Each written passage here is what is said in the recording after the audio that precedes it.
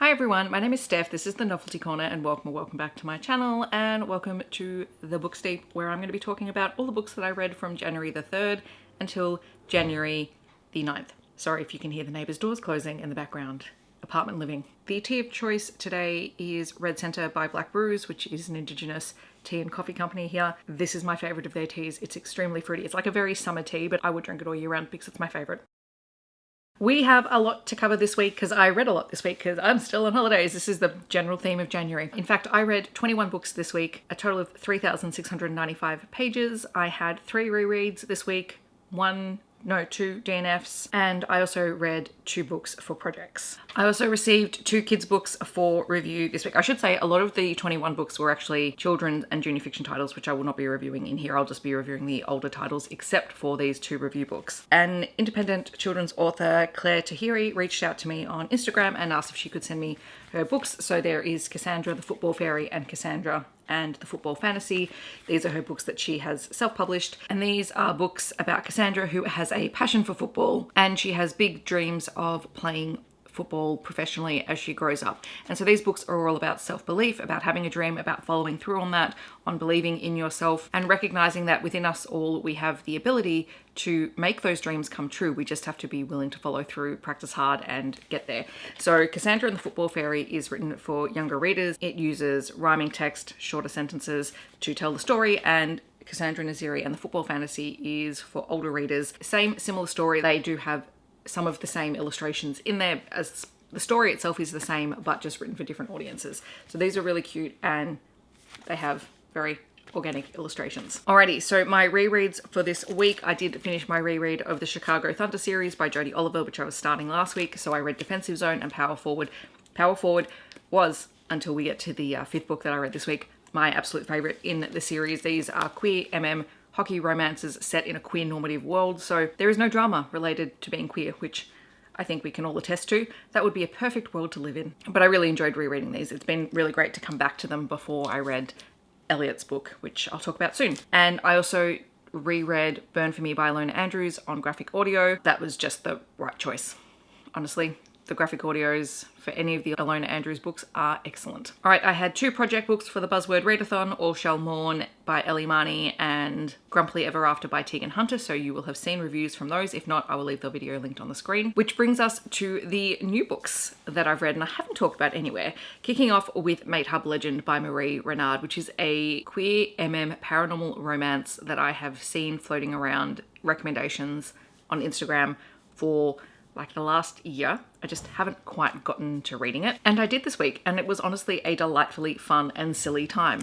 So this, I think there's a couple of books that the author has, and they're all kind of interconnected in that they share the same world and characters kind of cross over here or there. But this is a story in its own right. You can read it without reading anything else. It is about a wolf shifter who works in the adult entertainment industry called Richard Knotts, and Hunter Savage, who is a human who is working in the paranormal entertainment industry. And not very many humans know about the paranormal world, so he's a bit of an oddity. Richard Knotts is known for making temporary bonding contracts with the people that he works with so that they can film knotting scenes as part of their job. So this book features a lot of nodding, and Richard is very blasé about this. Like he's not expecting to find his fated mate. Once a nodding contract has been entered into and it's ended by a wizard, you cannot enter into another bonding agreement with that person ever, even if they are your fated mate.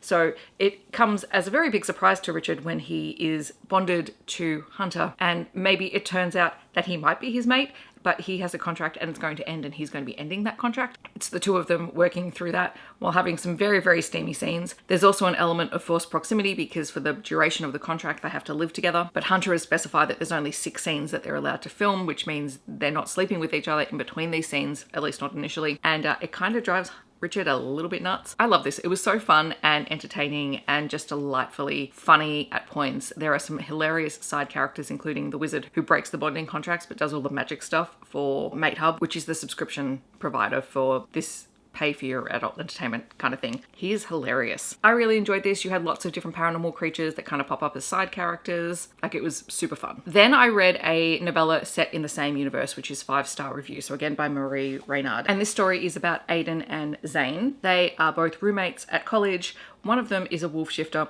One of them reviews adult toys as additional income. And he is anonymously sent a Richard Knott's dildo, which has its own nodding feature, and he should not receive it because he is human and he doesn't know anything about the paranormal world. But someone has very sneakily sent it to him, and so suddenly he becomes obsessed, and now he has knowledge that maybe there is something other than the human world, and that gets him into a little bit of trouble, and his roommate has to either open up and confess about the paranormal world and hope that the friend that he is in love with accepts that, or he's going to have his memory wiped. It's a very short novella. It's very fun. I really enjoy this world, and if there are any future books, I will be reading them. I also read Tower by Clare Kent, which I've been meaning to pick up more books in her expanded sort of world where the meteor has hit the earth and we're now living in a dystopian future. This is a fairy tale retelling set in that same world. This is the Sleeping Beauty retelling. So we have Hayley, who has lived with her father since the end of the world, and he has protected her and kept her safe, but her father has died and now she is on her own. And in the very first chapter, she sets out finding the most powerful person that she can stomach living the rest of her life with, to make a deal with him, to sleep with him, to be his partner in order for safety, which is a big theme in Clare Kent's dystopian romance books. But it doesn't make the female characters weak, which is really, really interesting because she lays out all of the reasons why she's picked him, what she's willing to do, and follows through on a lot of things. And then we have Levi, who is in charge of one of the biggest groups of humans not living within smaller settlements. He is known for being ruthless for defending his people and the property that he has attained, but he's also not a bad guy, and he doesn't allow mistreatment of women within his group. And if anyone in his group does mistreat women, they are dealt with fairly harshly. So he is an honourable thug, basically, I suppose is the best way to put it in this world. It's their relationship coming together, eventually falling for one another, despite one person being rather sunshiny and very open and communicative, and the other person being very closed off and grumpy. And I enjoyed it. Like, it's set in that same Clare Kent world, so I was always going to enjoy it. All right, and then we come to Rebound Control, and I am hoping I'm going to get through this review without crying, because I started crying in the prologue of this book, and I basically cried both combination of happy tears and just plain cathartic, I feel seen, I understand this character tears, basically for the rest of the book. This is the 5th and final book in Jodi Oliver's Chicago Thunder series, and we're following Elliot, who is the goalie for the team. And he's the twin brother of the main character, one of the main characters from the first book. From the first book, he has come across as this happy-go-lucky, gorgeous golden retriever of a guy who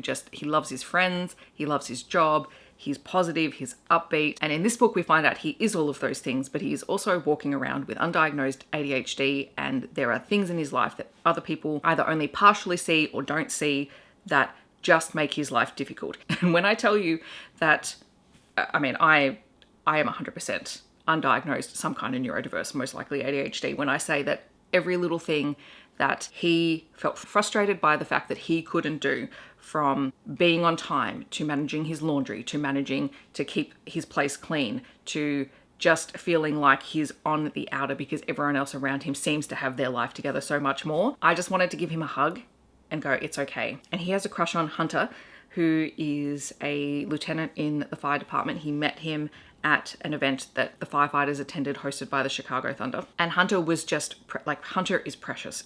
Both of these characters are just gorgeous, gorgeous characters. And Hunter just recognized the joy that Elliot had in just seeing the fire truck and made time to show him everything. And Elliot was beside himself because he's like, this is the best thing ever, because he's such a golden retriever. Anyway, their paths kind of cross here or there over a number of months or so, and then slowly they begin to start dating one another, and we find out that Hunter was previously married. His partner died in a house fire. Hunter is an ex-SEAL, and his partner died while he was overseas and while he was deployed, and so he has a lot of grief, a lot of trauma from that experience, and hasn't really opened himself up to love. But he sees Elliot, is probably the best way to say it. He understands him innately. He recognizes that Elliot probably has ADHD before Elliot does, because his husband had ADHD. And there's one scene where he actually says something to Elliot, and Elliot's like, hang on, what are you even talking about?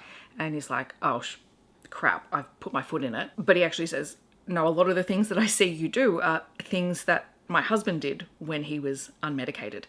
And it's not that you can't do these things. It's not that you're not coping, and it's not that I'm judging you for them. It's just I recognize, I see what you're struggling with.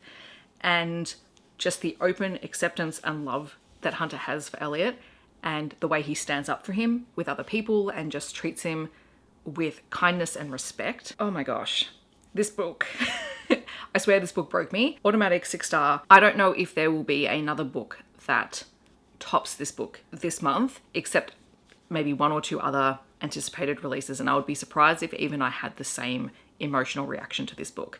I received an early copy of this book. It's only just been released. And also Jodi released the special edition covers on her website on release. And you better believe that I ordered that copy of the book.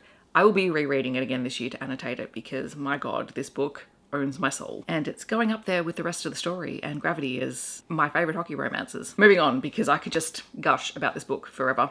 We have Breakaway by Teagan Hunter, which is part of the Seattle Serpents world. It's actually a prequel novella in the world, which somehow I missed that this had been available. Anyway, I've read it. It is about Emmett, who is the first captain of the Seattle Serpents team. So this is prior to the main series. And he is kind of becoming disillusioned. He was traded to the team because the team was an expansion team, and he was basically put forward. He was made captain even though he didn't really want to be captain. And the team has their first season, and obviously they don't do as well because it's their first season. And he's just feeling like this is what his career has come to. He's in his 30s, he's close to retirement, and he's not necessarily lost his love for the game, but he feels like this is how I end my career, in a team that's new and that basically loses more than they win. And he happens to meet Avery, who is a sports journalist for an online sports news website that's not doing so well. And he's very skeptical of her at first, but she points out a couple of things to him and says, hey, I would love to write an article about you, and it's not going to be an article where I pan you because I see you. Anyway, he's still skeptical, but he's intrigued by her. And so he says, okay, well, I'm happy to give you an exclusive, which is basically that he's planning on retiring, if you'd be willing to go on a date with me. And so it's a very, very short novella about that, and about sort of handing the torch of captaincy over to Hutch, which is book 1. So I enjoyed reading that. And then I also read Visions of You by Cowles, which is a novella set in the Lost and Found world, which is a series that I have completely read from Cowles, which took me a minute to realize that that was the actual series that I had finished. So this is the story of West and Lex. Lex is a musician. She puts her music out on YouTube, and she's being stalked by one of her followers. And Lex's best friend has a brother, West, who works in private security. And so this sister reaches out to West and says, hey, look, this is happening. Lex doesn't want me to reach out to you, but I'm concerned. The messages are not great. And so West and his boss come out to assess the situation, and it's their relationship. This one is a prequel to the series, so it does take place prior to the beginning of the series, so it does introduce some of the characters, which is kind of nice. And there's a very nice familiarity in Cowles' writing. I know exactly what I'm going to get, which is ironic because then the next book I read was Fragile Sanctuary by Cowles. I actually got the audiobook. My hold came in on Libby. So this is the first book in the Sparrow Falls series, which I'm going to hopefully read. I've got the audiobooks on hold, so as they come in, I will be reading them. Our female protagonist is Rhodes. When she was younger, her family was killed in a house fire. She was the only survivor, and she was taken in by her best friend's family, who I think Rhodes' best friend was their birth child, but the family has since adopted or fostered many other kids, and they basically become the Coulson family that this series is about. Again, it's romantic suspense. It's set in a small town. Rhodes is in her 20s, and she has finally worked herself up to the point where she wants to restore her family's home. So only part of it was damaged in the fire. So her adopted brother works in reconstruction, and he's brought in his friend Anson, who happens to be a fire restoration expert, and they're planning on restoring this house. But once that starts happening, strange things begin occurring for Rhodes, and someone is trying to dredge up all the memories of the night that her parents died. We also find out that Anson is an ex-FBI profiler who was involved in a case that just basically broke him. A serial killer was stalking him and taunting him. So he's left the FBI, he's gone into construction, and that's what he's trying to do just to keep his life on track. He's very, very, very, very grumpy to Rhodes' sunshine, and their stories kind of converge in a very interesting way. And I did not pick who the person responsible in this book was, which was nice for a change. All right, so those are all the books I've read.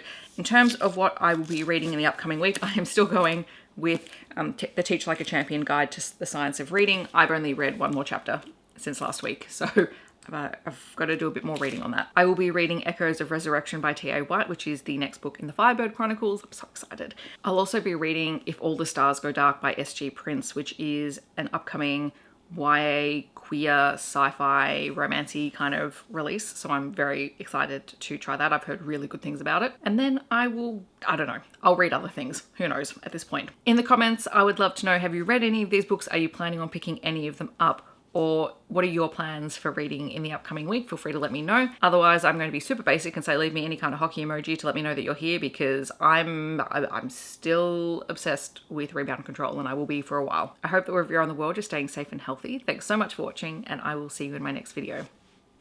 Bye everyone.